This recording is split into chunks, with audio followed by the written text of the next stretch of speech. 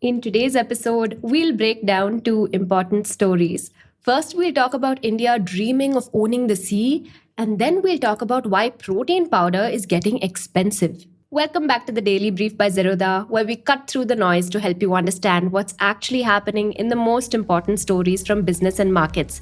I'm your host Akshara, and today is Tuesday, 16th June.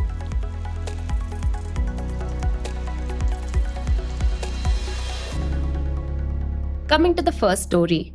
Picture a container leaving a garment factory in Tirupur packed with t-shirts bound for Rotterdam. It moves by road and rail to a port on the western coast, waits its turn, gets lifted onto a ship. And from that point on, when it touches the water's edge, almost everything about the journey belongs to another country. So the ship carrying the shipment is almost certainly foreign flagged. Indian ships carry only about 5% of the country's export and import cargo. And that ship probably doesn't head for Europe. Instead, the container is likely transshipped from a nearby port in another country like Sri Lanka or Singapore, as 3/4 of India's long distance shipments are. A foreign flagged ship, financed and insured from abroad, then carries it to its destination. So, the bulk of India's trade crosses the sea, but the entire infrastructure carrying it, the ships, the hubs, the insurers, comes from other countries. Since the COVID-19 pandemic, we've made a strong push to upgrade our port infrastructure. The Mundra port, the Pipavav port, and the Jawaharlal Nehru port in Navi Mumbai rank among the world's top 30 most efficient ports. In fact, the Jawaharlal Nehru port was among the most improved ports on earth in the last 5 years. We clearly have the ability to build world-class maritime infrastructure. These improvements have also reduced our logistics costs substantially, from well into the double digits to just about 8% of our GDP, which is in the same ballpark as countries like the United States and Germany. But Indian shipping suffers from a wider range of legacy problems, and these fall into two broad families. One, that we rely too heavily on foreign infrastructure, and two, that range of frictions make India's experience with shipping uneven. Now, the last year has seen the Indian government wrestle extensively with these issues. In the space of a single year, it brought in a Rs 69,725 crore package, floated 3 new laws replacing statutes dating as far back as 1908, launched a development fund and an insurance pool that both run into thousands of crores, and inaugurated a new deep water port. Taken together, these measures present a serious overhaul of Indian shipping on the horizon. Now, depending on who you are, your logistics costs can vary substantially. To a large company, shipping costs can add up to approximately 8% of their turnover. Smaller businesses, meanwhile, spend more than twice as much, at roughly 17%. The very exporters least able to carry those costs pay the most. Now, some of this is structural. Scale unlocks many efficiencies and gives you bargaining power that a smaller firm simply doesn't have. But these differences are hard to iron out. But some frictions are peculiar to India. Indian ports are wrapped in layers of processes and procedure which small businesses struggle to handle. And those struggles create a crop of brokers and intermediaries one must deal with to get a shipment through. Each middleman adds to a firm's costs, making shipping far more expensive than what tariff cards alone imply. But this isn't uniformly the case. Some Indian ports compare favorably to the world's best. At the same time, many of India's most important ports, like those at Visakhapatnam, Cochin, or Chennai, don't even feature among the world's 100 most efficient ports. The experience of sending a shipment out depends entirely on where you do it. Now, at any of those ports, you're probably met by a ship that carries a foreign flag. After all, it's incredibly expensive to run an India-domiciled ship. Running an Indian flagged vessel for a foreign voyage costs about 20% more than running a foreign one. And this is almost entirely a matter of policy. Indian ships borrow at higher rates over shorter tenures, pay tax on their crew's wages, pay import duty on the vessel itself, lose tax credits they cannot recover, and pay GST on domestic legs that a foreign ship sails free of. Moreover, a foreign charterer must pay a withholding tax of around 7.5% on the freight they earn if they're renting an Indian ship. This is a business where a few percentage points of cost can make or break a contract. A 20% gap essentially kills the case for Indian shipping, ensuring that Indian shipping is extremely unattractive to Indian firms, let alone foreign ones. In fact, even when Indians own and operate ships, they don't fly them under an Indian flag. It makes better sense to register a ship in Panama or Liberia. As a result, we pay foreign shipping companies roughly rupees 6 lakh crore a year, a figure close to our defense budget. This is a serious loss of foreign exchange. An Indian shipping company would spend on foreign exchange in fuel costs as well, to be fair, but this exaggerates the outflow. Now, there are some issues we have less control over. Take transshipment. Most long distance cargo travels on massive ships that can't dock on regular ports. These ships require deep drafts and ports with enough terminal and berthing capacity to handle their cargoes, and the more cargo a port moves, the cheaper each becomes. That is, the more traffic a shipping hub sees, the more attractive it becomes. Until recently, India didn't have a port that could perform this job. Most Indian cargo would have to go through ports like Colombo and Singapore, and the fees was an annual outflow of more than $200 million in foreign exchange. Now, we're also dependent on other countries for insurance. Large ships inevitably need insurance. In fact, no port would accept a ship that doesn't have insurance cover, while no canal would offer them passage. Traditionally, those liabilities would be carried by the International Group of P&I Clubs, a set of mostly European insurers. Now, this system evolved as a question of convenience, but recently it became a liability. When Western countries placed sanctions on Russian oil, the channel through which they enforced those sanctions was insurance. European insurers were instructed to cut off tankers carrying Russian crude, at least if it was being sold above the G7's price cap. Effectively, this made India hostage to the foreign policy of Western countries. And in all, the decades-long neglect of India's maritime sector had left us riddled with a series of compromises and dependencies. These made our imports expensive, our exports uncompetitive, while a substantial share of the foreign exchange we earned drained away to foreign firms. But worse still, we lost options of how to manage our own affairs. So, over the past year, the Indian government has tried to break through each of these dependencies. The easiest of these issues is routine friction, which lands the hardest on India's small businesses. The key challenge here is excess paperwork, and paperwork can be cut. Last October, the government announced its One Nation, One Port effort, and this brought down the documents a container needs by roughly a third, from 143 to 96. It's also tried bringing more transparency and accountability to India's ports with indices like the Sagar Ankalan, a benchmarking system that scores ports against one another. And this grants more visibility over how India's ports perform, shining a light on ports that perform poorly. So previously, we tried cutting the costs of Indian shipping through subsidies. Our shipping firms were unable to win government tenders, let alone commercial contracts. And so the government set aside rupees 1,624 crore to help Indian ships outbid foreign rivals for these tenders. But this only addressed the symptoms and did little to fix the 20% structural drag our policies created. But this time around, we have dug deeper. The government has reclassified ships as infrastructure, which unlocks cheaper and longer credit for them, and it's also introduced tax breaks for ships leased through the Gift City financial hub. This has been paired with a variety of other SOPs aimed at reflagging 3,000 foreign ships to India by 2030.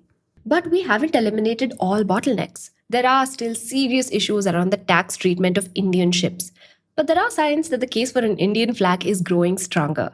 The global shipping giant Maersk, for instance, recently brought 2 ships previously registered in Singapore under the Indian flag. So the government is also trying to get around this problem through easier finance. Ships are costly, long-lived assets which need patient capital. Meanwhile, our mortgage rules make it difficult for a lender to repossess a ship cleanly in the case of a default, making banks hesitant to fund them. So this is why the government has stepped in with rupees 25,000 crore Maritime Development Fund to fill the gap.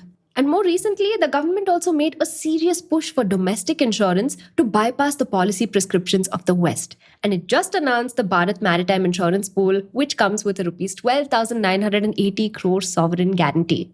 That insurance brings independence. So the next time a foreign insurer withdraws cover, an Indian ship can find it at home and keep its business afloat. But it isn't just funding. We're also creating infrastructure. So to solve the transshipment problem, last May, we opened the Vizhinjam port, India's first deep-water transshipment port. And this rupees 8,800 crore investment can handle the world's largest ships and is aimed at plucking business away from Colombo. But that won't be easy. Colombo has economies of scale that we do not yet enjoy. But the port has already crossed rupees 450 crore in revenue, which shows that demand exists. Now, all of this is backed by a serious legal push. Last year, the parliament passed three new shipping laws, and these replaced an ancient set of statutes, including the nearly 120-year-old Indian Ports Act of 1908. And the new laws greatly liberalized how Indian shipping would work. The Merchant Shipping Act, for instance, liberalized who could own an Indian flagged ship. Where previously an Indian ship would have to be owned wholly by Indian nationals, the Act opened it to NRIs, overseas citizens, foreign lessors leasing to an Indian, and others. And similarly, the new Indian Ports Act modernized how Indian ports are run. Now, the laws aren't completely in force. The rules under them are still being drafted. But this is a massive update to India's maritime sector. So, to recap, in the space of a little over a year, we have new laws, new ports, new financing vehicles, fewer compliances, better data, and more. Collectively, this amounts to a serious push to make India a maritime powerhouse. These aren't palliatives that treat the symptoms of a bad problem. They're a fundamental rethink of how shipping works in the country, and they attempt to directly address the root causes of our poor performance. But this isn't to suggest that the sector will turn around overnight. Shipping is a competitive business where scale and financial muscle matter a lot. Ultimately, India will have to win its cargoes one container at a time. But where that was once impossible, it's now merely difficult. And that alone may make all the difference. Coming to the second story. So today, we want to try to answer a simple question. Why is whey getting so expensive? Our teammate Kashish Kapoor likes to boil down such questions to a reductionist but effectively true answer: demand and supply. It feels like a crime to agree with him, but at the end of the day, that's just it. It's expensive because there's not enough of it.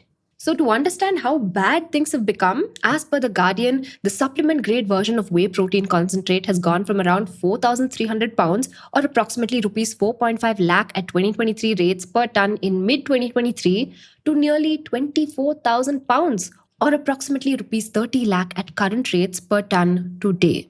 And the more refined version, whey protein isolate, has risen fivefold to approximately 28,000 euros or approximately rupees 30 lakh at current rates per ton since 2023.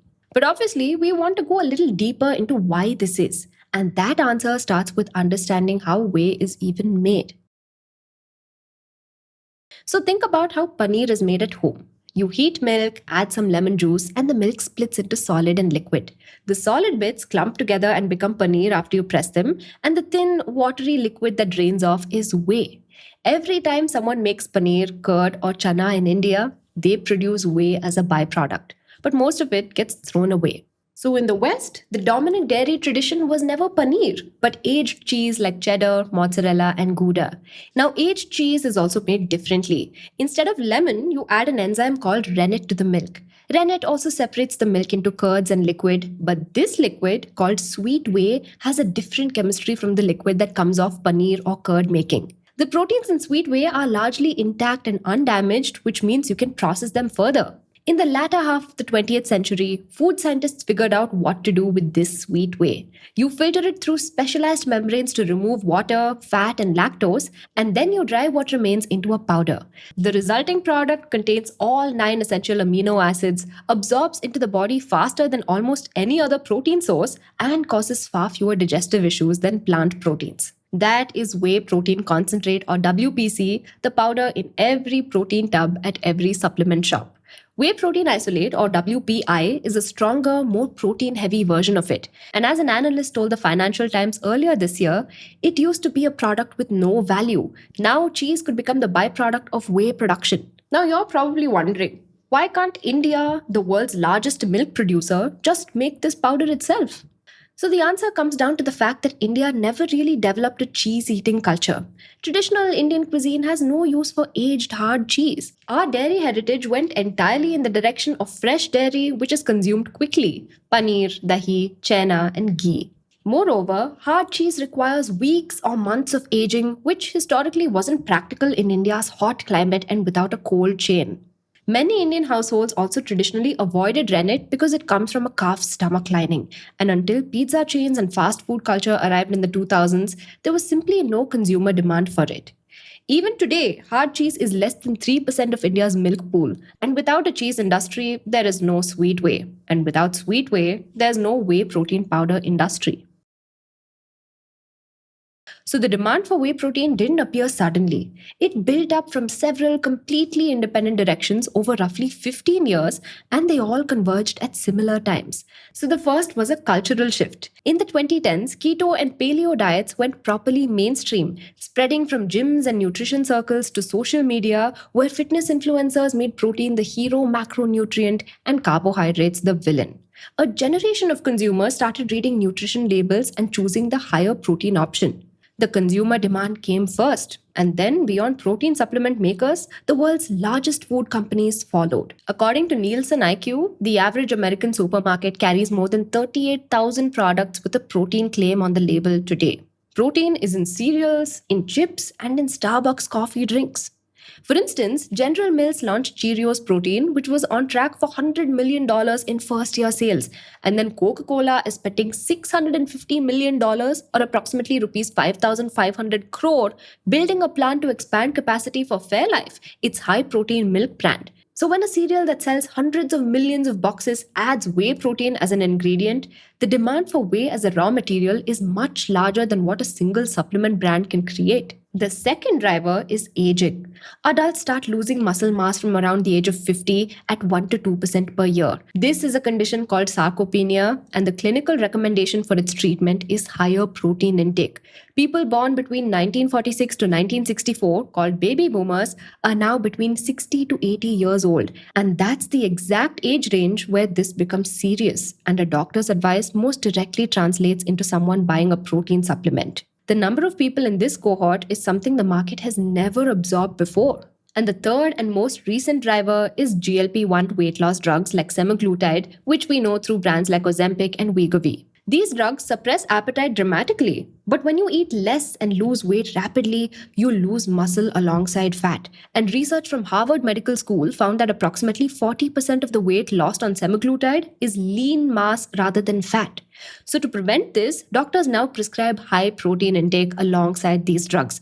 And that has created an entirely new category of protein consumers, patients on medical prescription as opposed to gym goers. As per JP Morgan, 10 million Americans were on GLP-1 treatment by the end of 2025, double that of 2023. Erica Tamayo, the founder of protein brand Hermosa, told The Guardian in June 2026, once GLP-1 started soaring, people realized how important protein is in their diet. Then loads of products in mainstream supermarkets started adding whey protein to everything: popcorn, crisps, even protein donuts.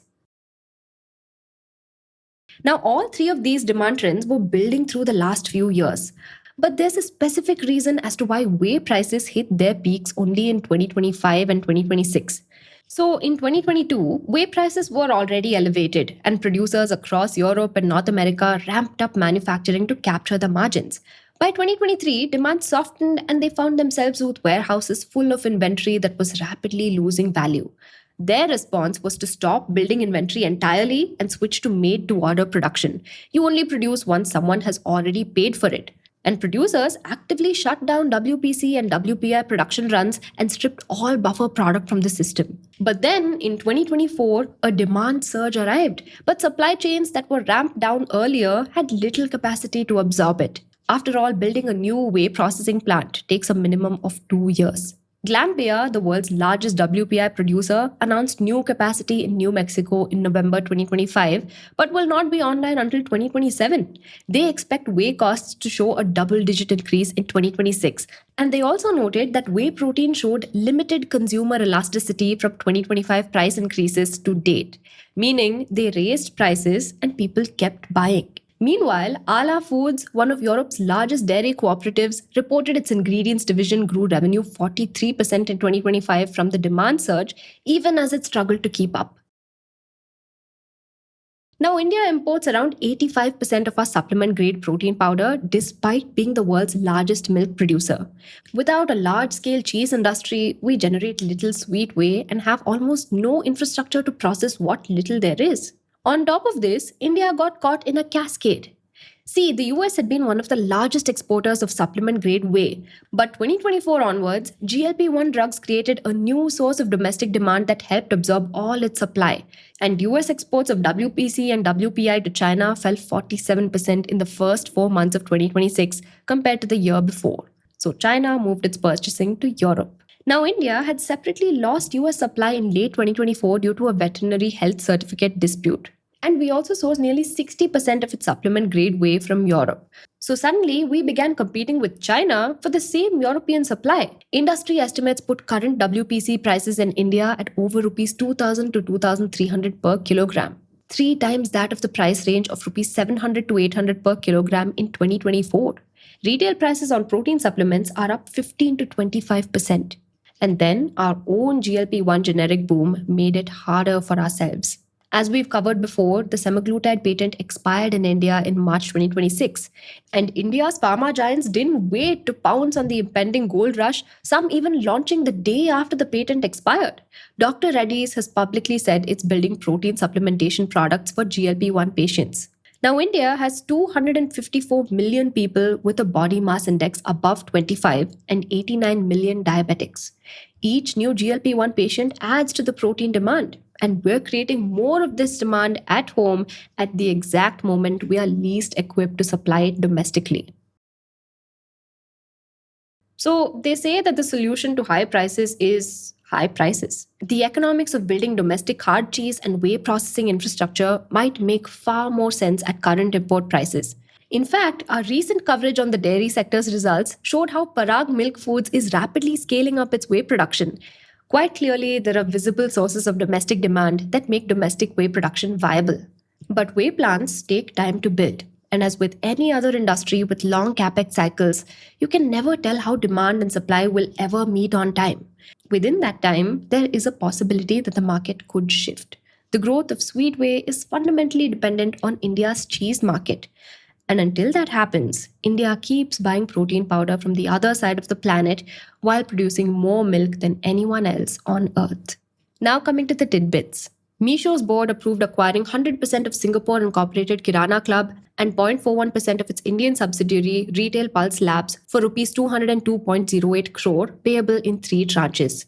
Coming to the next tidbit. Industry bodies representing 80% of India's liquor market accused Telangana of breaching accounting rules by paying new dues while leaving Rs 3,725 crore in December 2025 to April 2026 dues unpaid, risking bad debt. Coming to the final tidbit. The Trade Promotion Council of India constituted a bioenergy committee on June 12th to facilitate policy dialogue and investment frameworks, positioning bio-CNG, ethanol blending, and biomass power as strategic pillars of India's energy transition.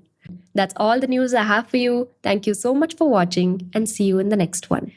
Disclaimer: this content is for informational purposes only. None of the stocks, brands, or products mentioned are recommendations or endorsements.